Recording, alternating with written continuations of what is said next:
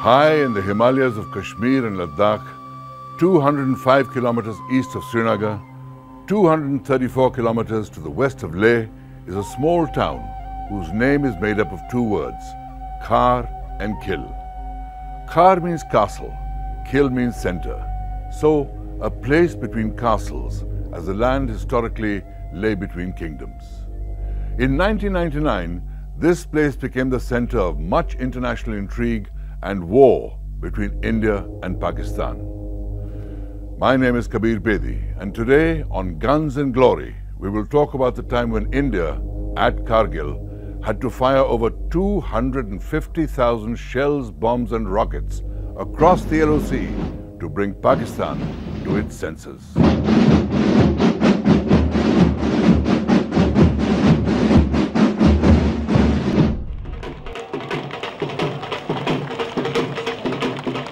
On 20th of February 1999, at the Wagah border, the Prime Minister of Pakistan waited to receive his guests.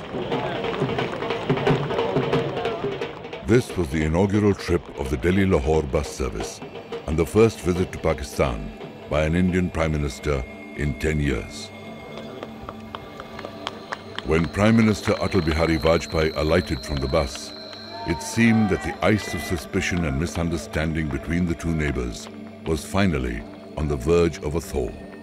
As Prime Minister Nawaz Sharif stepped forward, first there was a handshake, and then the Prime Minister of India initiated a hug, which seemed to be grudgingly reciprocated by the Prime Minister of Pakistan.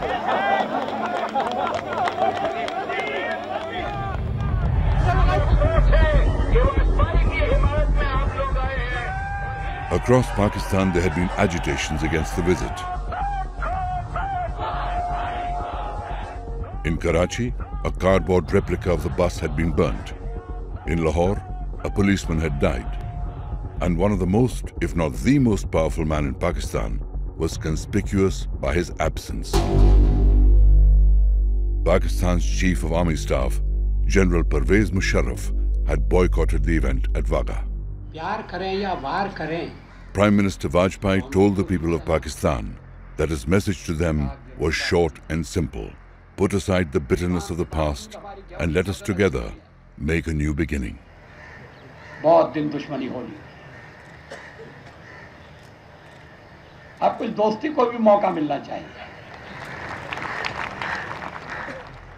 November 1998, about 3 months before Atal Bihari Vajpayee set off on the bus to meet Nawaz Sharif, Lieutenant General Mahmood Ahmed, an artillery officer commanding the 10 Corps in Pakistan, went to meet his chief, General Pervez Musharraf. Lieutenant General Ahmed was accompanied by Major General Javed Hassan, who commanded the frontier constabulary of the northern areas. Present at this meeting was a fourth general, Lieutenant General Muhammad Aziz, a Kashmiri by birth, who at that time was Chief of General Staff in the Pakistan Army. These four generals, in November 1998, decided to dig up and execute a plan that had been made but shelved many years ago. In the Kargil district of Jammu and Kashmir, the winter is long and harsh, and the summer short and dry. In summer, temperatures can go up to 30 degrees Celsius. In winter, they can plummet to -35. Along the entire western border of the district runs the disputed LOC, the line of control that divides Kashmir between India and Pakistan. The contours of the line of control are maintained by the armies of both the countries, who man bunkers and posts along the demarcation.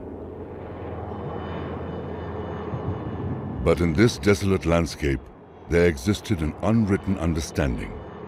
In the cold harshness of winter, the armies would climb down from the highest of their posts and leave them unattended till the summer.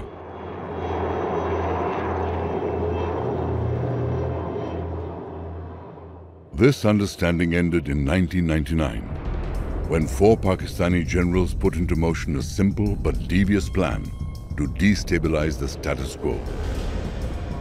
From Rawalpindi Army Headquarters, a secret order went out.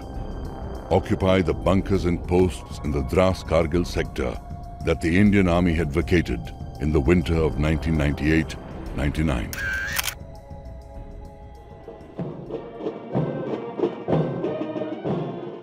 Unknown to Vajpayee, and possibly even to Nawaz Sharif, as India and Pakistan were announcing to the world the beginning of a new era in Indo-Pakistan relationship. Pakistan's Northern Light Infantry had already occupied 132 Indian posts and controlled an area of about 130 square kilometers that stretched over a 100-kilometer front with depths ranging between 7 to 15 kilometers inside Indian territory. And yet, during this period, on March 21st, 1999, Prime Ministers Vajpayee and Sharif signed the Lahore Declaration. In the last days of April 1999, Tashi Namgyal, Morup Sering and Ali Raza Stanba from the tiny village of Garkhun took their flock of sheep up to the Banju Heights near Kargil. Morup carried with him his prized possession, a pair of powerful binoculars. On the morning of May 3rd, Tashi Namgyal borrowed the binoculars to look for game to hunt. But what he saw were men in Pathan suits digging bunkers. वहाँ हमें को 6 आदमी नजर आई है, कोई काला रंग का ड्रेस लगा हुआ था, तो मैंने थोड़ा सा देखा उसमें, तो पत्थर डुल रहा था, बर्फ हट रहा था. Over the next few days, the army sent out a few patrols, and while they did encounter some hostile elements and some skirmishes took place, the extent of the excursion was not known until Captain Saurabh Kalia's entire patrol went missing. IC 58522F, Lieutenant Kalia was commissioned into the Indian Army in December 1998. The 22-year-old officer joined the 4th Jat Regiment and was posted to Kargil in January 1999. On May 15th, Lieutenant Kalia and 5 soldiers were on a patrol in the Bajrang post in the Kaksar sector of Jammu and Kashmir. For 22 days, there was no news of Lieutenant Saurabh Kalia and his patrol. Well after war had already broken out in Kargil, their mutilated bodies were handed over to India.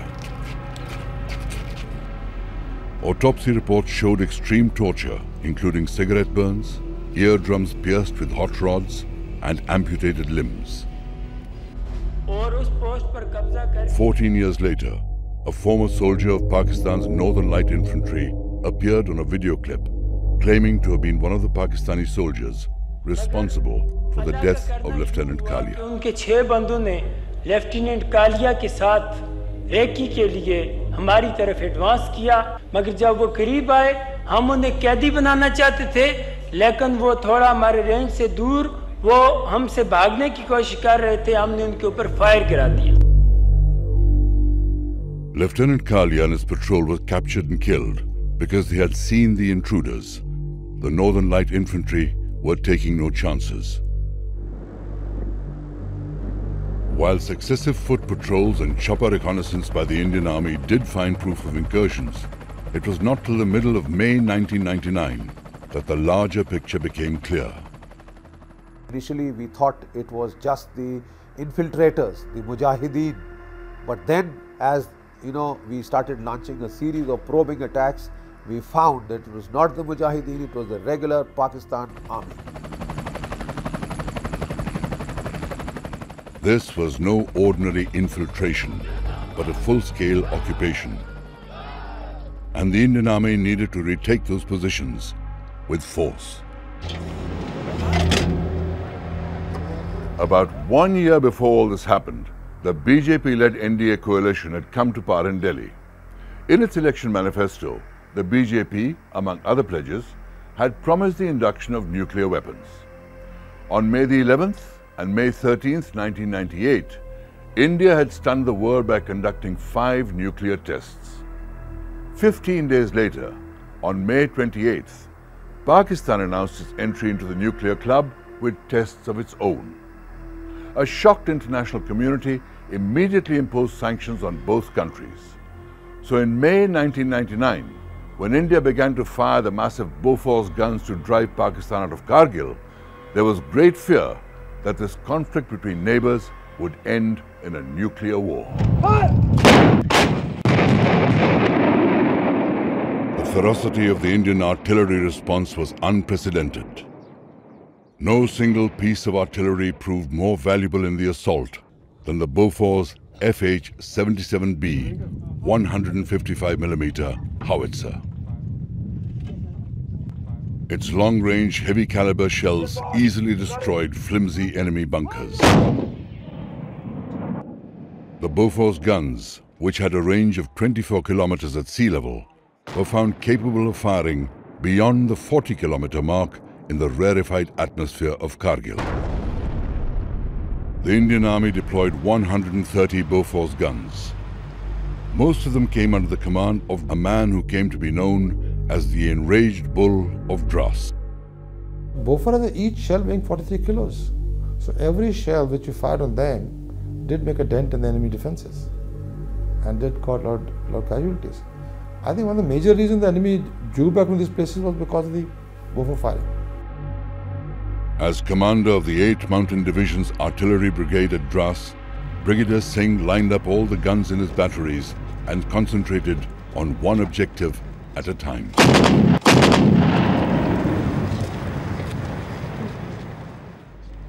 In one crucial assault, 100 guns concentrated their fire at one point, point 5140 in Tololing.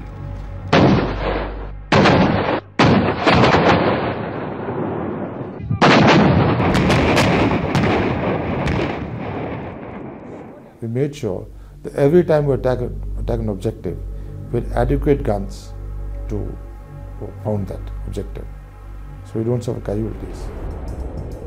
India's 56th Mountain Brigade was deployed to the Dras sector in the second half of May. Pakistani positions along the Tololing complex formed the deepest incursions into Indian territory. As the NLI had begun to target indirect fire onto the Srinagar-Leh highway, Tololing was the furthest deepest penetration which Pakistan Army had carried out, and it was threatening to cut off the national highway leading to Leh, and all enemy had to do from there was to roll down. Tololing had to be cleared fast, so the 56th Mountain Brigade committed 2 infantry divisions to the task. The 18 Grenadiers went for the Tololing top, and the 1 Naga went for point 5140. There was no time even for reconnaissance or carrying out proper acclimatization. We were just given order to capture Tololing at the earliest, and there was hardly any artillery support available at that time. The attacks began on 22nd May. That's when the 18 Grenadiers and the 1 Naga discovered that the Pakistani positions were extremely well defended. Movement was slow. The Indians had to crawl up rocky cliffs under intense fire. After a week of inching forward, the twin assaults were halted by very heavy Pakistani fire. After 8 days of battle, the Grenadiers suffered more than 150 casualties, and the 1 Naga fared no better. Tololing was the most fierce, deadliest and bloodiest battle which we encountered. We suffered very heavy casualties since enemy was on dominating heights. The units initially deployed to Kargil arrived ill-equipped to face the hardships of mountain warfare. The troops were not even fully acclimatized, and they had not counted on such well-entrenched and well-equipped enemy forces.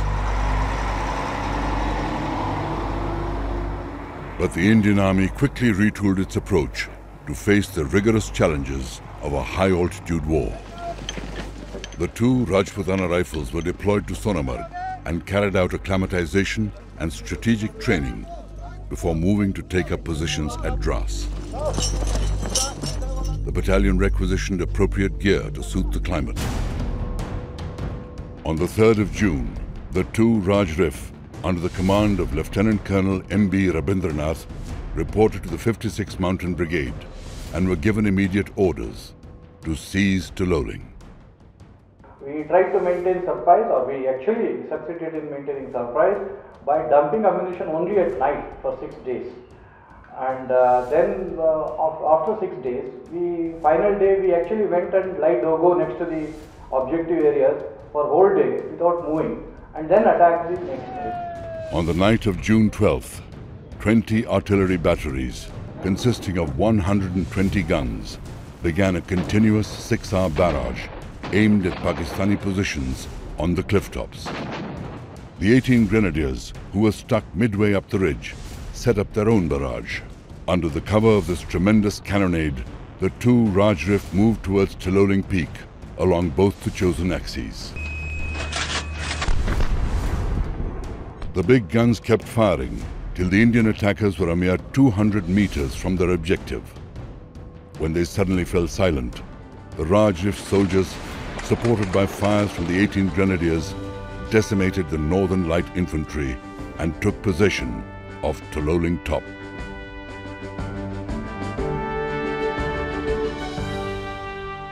My unit and 2 Raj Rif finally captured Tololing on 13 June 1999, and I lost 25 brave officers, JSUs and men. About 3, the enemy again tried to retake Tololing Top by attacking, launching a counterattack. But I think the numbers were in our favor, so we were able to beat back the attack. On June the 13th, amid heavy shelling, Prime Minister Vajpayee paid a visit to Kargil to boost the morale of the Indian troops. India was determined to hit back hard. But let's leave the war on the ground for a moment and take to the skies, because the use of the Indian Air Force in the conflict set Kargil apart, it being considered a war and not just a border skirmish.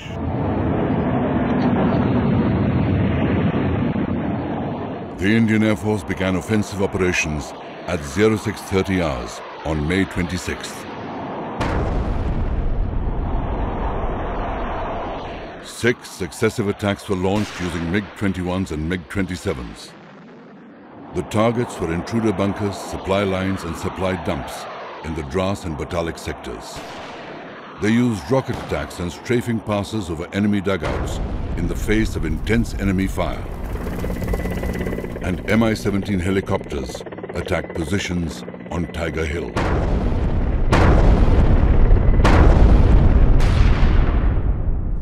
Because we were not allowed to cross the LC, we had to be dependent on what the army tells us is the position of some targets.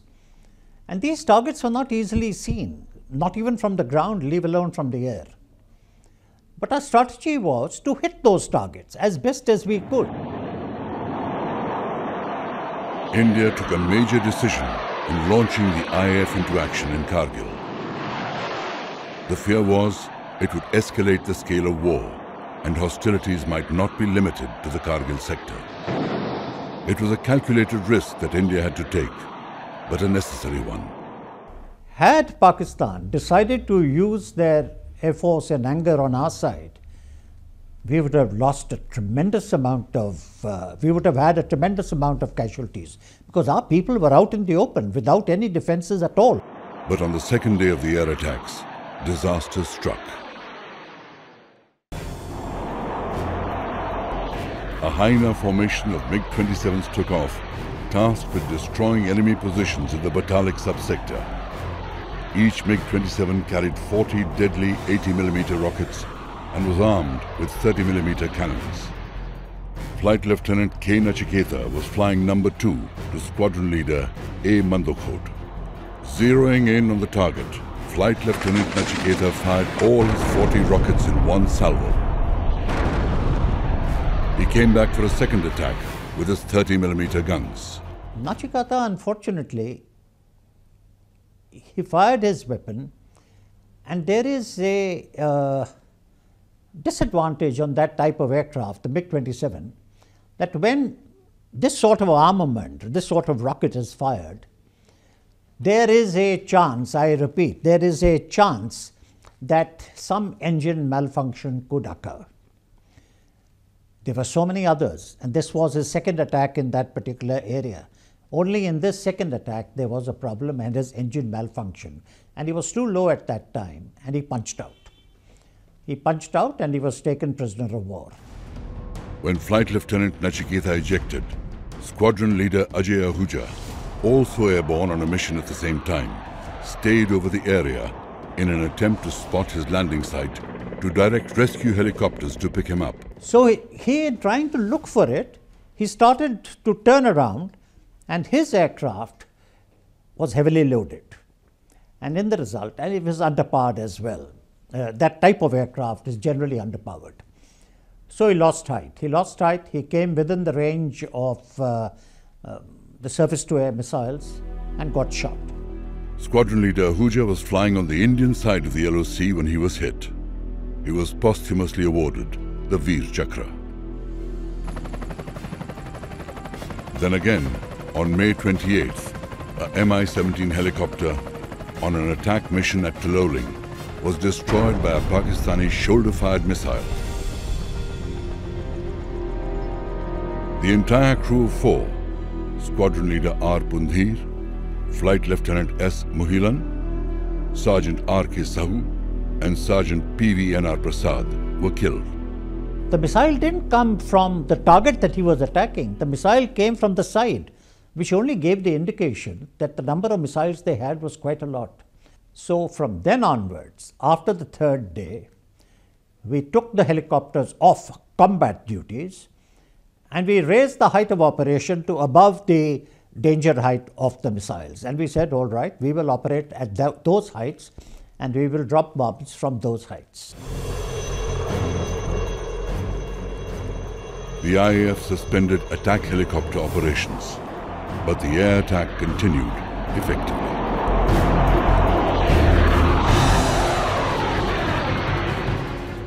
In Kargil, it was a real challenge for fighter pilots not to stray over the LOC as ordered. But air warfare at such heights had other major challenges too. In those mountains, supersonic jets could see their targets only at the last minute. Also, aircraft and ammunition did not behave as per norms, so the IAF had to adapt. In 50 days, what the IAF learnt and put into practice in Kargil is now taught to fighter pilots across the world. For now, let's leave the IAF pounding Pakistani positions as I, Kabir Bedi, say goodbye. And in the next episodes of Guns and Glory, we'll join the ground troops as they scale the treacherous slopes to regain the heights of Kargil.